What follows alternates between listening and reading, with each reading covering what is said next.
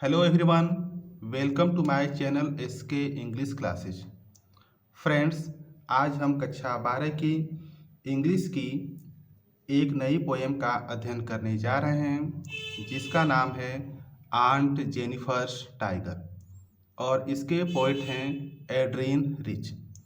तो चलिए हम अपनी पोएम को शुरू करते हैं। Aunt Jennifer's tiger. Aunt Jennifer's, aunt मतलब क्या होता है? चाची। जेनिफर्स, तो जेनिफर्स यहाँ पर नाम है और टाइगर्स मतलब बाघ।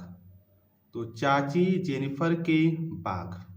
ठीक, आपके पाठ का नाम हो गया चाची जेनिफर के बाघ और इसके पोएट हैं एड्रीन रिच। देखिए, इस पाठ में वास्तव में जो चाची जेनिफर के बाघ हैं ये वास्तव में असली नहीं है। मतलब इसमें जो चाची जेनिफर हैं किसी पर्दे के ऊपर बाघ का चित्र बना रही हैं। ठीक है, तो आप लोग इसको रियल में या फिर वास्तव मत मान लीजिएगा कि चाची जेनिफर में कोई बाघ जो है पाला है या फिर पोसा है। ठीक, तो चलते हैं अपनी पोएम में। यहाँ पर दिया है आपका अबाउट द पोइट। तो अबाउट द पोइट के बारे में पढ़ना नहीं होता है, ये आपके बोर्ड पेपर में नहीं आते हैं। अबाउट द पोएम, तो ये आपकी पोएम के बारे में बताया गया है। ठीक है, अब चलते हैं थोड़ा सा हम अपनी पोएम पर। तो हमारी पोएम जो है यहाँ से शुरू होती है। Aunt Jennifer's tigers prance across a screen, bright topaz denizens of a world of green. They do not fear from the pain beneath the tree. They pace in sleek chivalric certainty. देखिए क्या कहती हैं कि aunt Jennifer's tiger, तो चाची Jennifer के tigers मतलब बाघ। ठीक है, प्रेंस मतलब उछल कूद करते हैं, एक्रॉस अ स्क्रीन, स्क्रीन मतलब पर्दा या फिर आवरण। ठीक है, तो आंट जेनिफर्स के बाघ पर्दे के ऊपर उछल कूद करते हैं। ठीक, फिर आगे है bright topaz denizens of a world of green. Bright topaz, bright मतलब चमकीला, टोपाज मतलब पुखराज। चमकीले पुखराज की तरह डेनिजन्स मतलब निवास करते हैं या फिर निवासी हैं।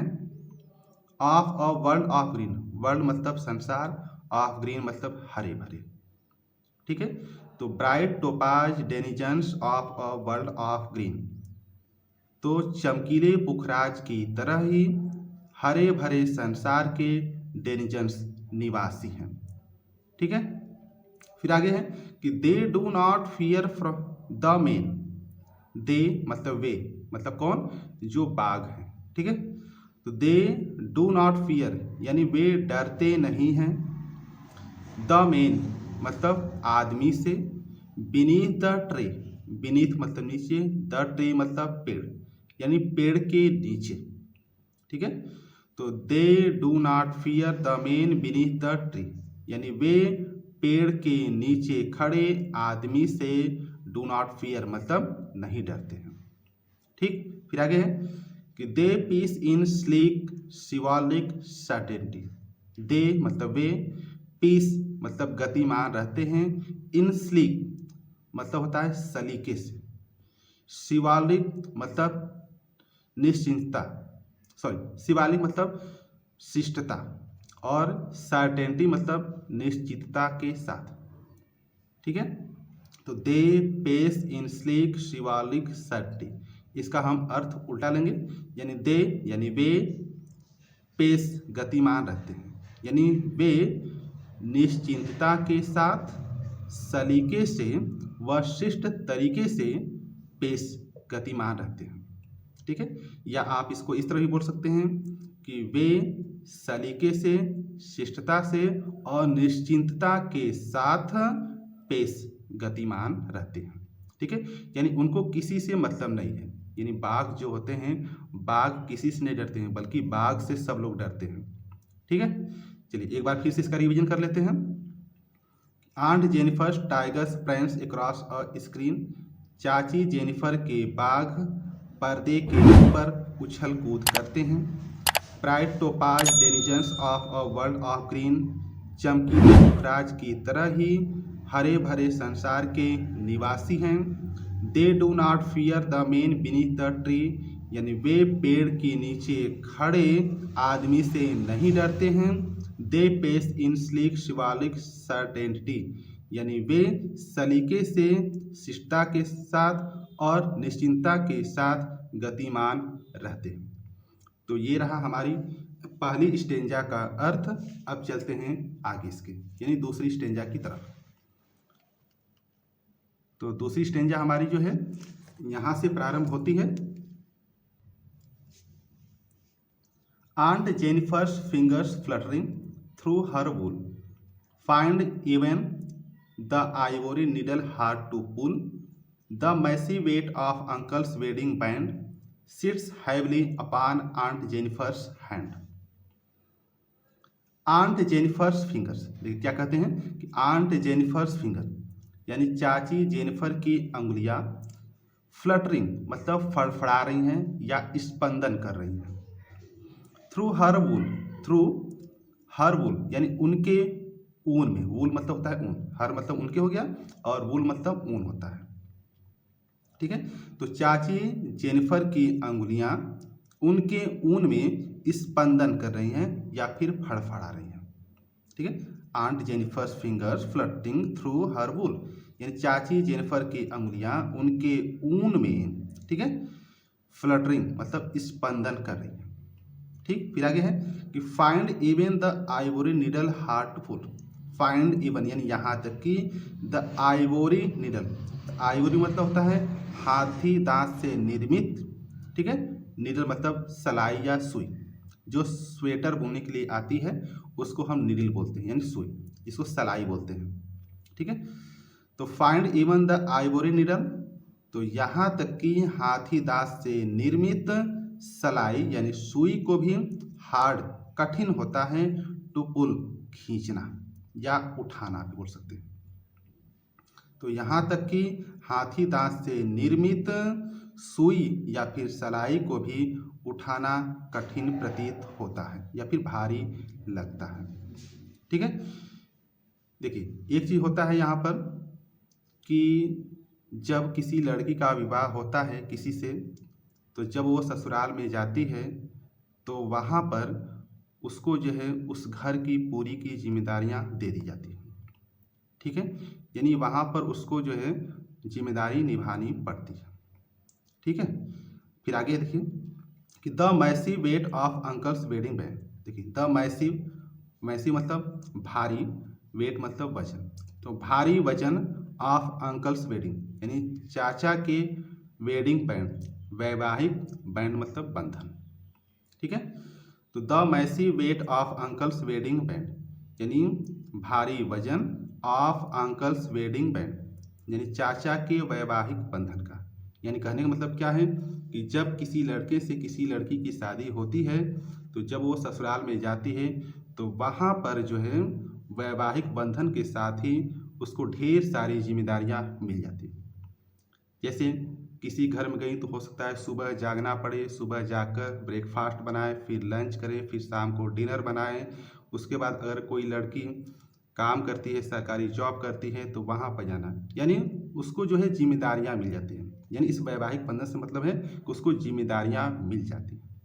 ठीक है, तो the massive weight of uncle's wedding band यानी चाचा के वैवाहिक बंधन का भारी वजन, सिट्स मतलब सिट्स हैवली मतलब भारी प्रतीत होता है, अपान आंट जेनिफर्स हैंड यानी चाची जेनिफर के हैंड्स मतलब हाथों पर, यानी कि मतलब क्या है कि उनके जीवन पर। ठीक है, तो चाची जेनिफर के हाथों पर सिट्स हैवली यानी भारी प्रतीत होता है। ठीक है, तो एक बार फिर देख लीजिए, aunt Jennifer's fingers fluttering through her wool यानी चाची जेनिफर की अंगुलियां उनके ऊन में स्पंदन कर रही हैं या फिर फड़फड़ा रही हैं। Find even the ivory needle hard to pull यानी यहाँ तक कि हाथी दांत से निर्मित सलाई को भी खींचना भारी प्रतीत होता है। The massive weight of uncle's wedding band, यानी चाचा के वैवाहिक बंधन का भारी वजन चाची जेनिफर के हाथों पर या फिर चाची जेनिफर के जीवन पर शीर्ष हैवी अपॉन, यानी भारी प्रतीत होता है। ठीक है, अब इसके बाद चलते हैं हम अपनी अगली स्टेंजा पर। देखिए क्या कहते हैं कि when aunt is dead her terrified hands will lie still ringed with ordeals she was mastered by the tigers is in the panel that she made will go on prancing proud and unafraid. ठीक, when यानी जब, aunt is dead, when यानी जब, aunt यानी चाची, is dead मतलब मर गई हैं, तो जब चाची मर गई हैं, her terrified hands will lie, her यानी उनके, टेरिफाइड यानी भयानक या भयाक्रांत, हैंड्स यानी हाथ, विल लाई मतलब गिर पड़ेंगे। Still ringed with ordeals she was mastered by, still यानी अभी भी, रिंग्ड अंगूठी पहनी हुई है, विथ ऑडियल्स, ऑडियल्स मतलब यहाँ पर आजमाइश या आप कठिन परीक्षा पूछते हैं, यानी विवाह की कठिन परीक्षा, यानी विवाह की कठिन परीक्षा के साथ अभी भी रिंग्ड अंगूठी पहनी हुई है। ठीक है, she was mastered bye, she was जिसे या जिससे, शी वाज मास्टर्ड बाय यानी उन्हें, मास्टर्ड बाय मतलब गुलाम बनाना होता है, यानी जिससे, शी वाज मास्टर्ड बाय यानी जिससे उन्हें गुलाम बनाया गया था। ठीक है, तो स्टिल रिंग्ड विथ ऑडियंस यानी विवाह की कठिन परीक्षा के साथ अभी भी अंगूठी पहनी हुई है, जिससे शी वाज मास्टर्ड बाय यानी उन्हें गुलाम बनाया गया था। यानी कहने का मतलब क्या है कि जब उनका विवाह हुआ था तो अभी भी अंगूठी को पहनी हुई है। ठीक है, आगे चलिए फिर देख लीजिए कि when aunt is dead her terrified hands will lie, तो जब चाची मर चुकी हैं, her terrified hands will lie यानी उनके भयानक हाथ गिर पड़ेंगे या फिर उनके भयानक हाथ गिर जाएंगे।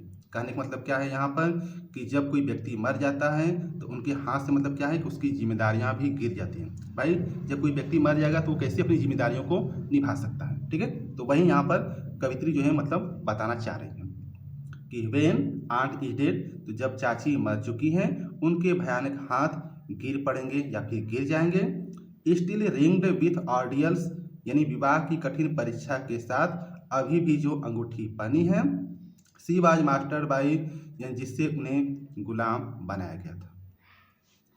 The tigers in the panel that she made will go on prancing proud and unafraid.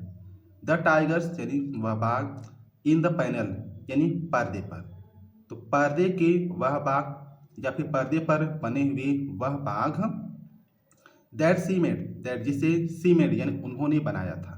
ठीक है, तो पर्दे के वह बाघ जिसे उन्होंने बनाया था, विल गो मतलब चले जाएंगे, ऑन prancing उछलते कूदते हुए, प्राउड गर्व के साथ, एंड अनअफ्रेड और बिना डरे हुए।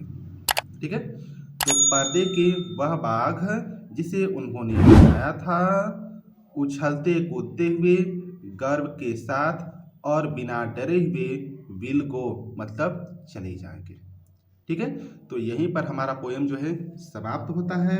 आपको वीडियो हमारा कैसा लगा कमेंट करके ज़रूर बताएं और अपने दोस्तों के साथ भी इसे अवश्य शेयर करिए।